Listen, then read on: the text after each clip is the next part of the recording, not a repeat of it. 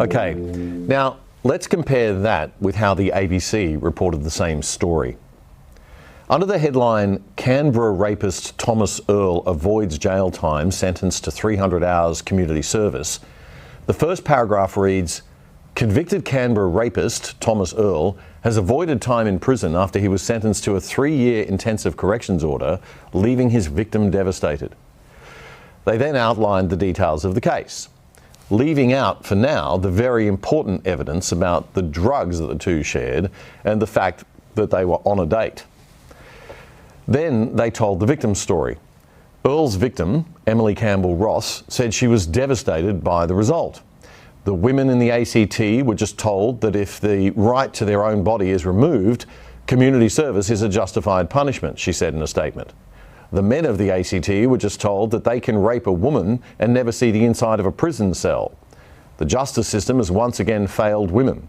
I get the life sentence and Thomas merely gets a slap on the wrist, she said. The ABC story then goes on to explain Emily's trials after the event, saying she couldn't feel clean, and some very graphic details about how it affected her afterwards. Now let's be clear, this is bloody awful stuff. It's awful for this young woman.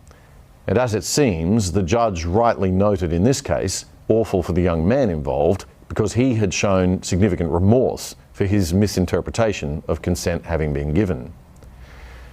But why was the story presented this way by the ABC before it got to the evidence about the drugs? You have to scroll way down before finding a paragraph that says, quote, Earl met his victim on a night in December 2021 at her house where they ate dinner, smoked marijuana and inhaled jungle juice, also known as amyl nitrate. In journalism terms, we'd call that burying the lead. It seems like a rookie mistake, and I simply can't understand why the ABC would have made it. Can you?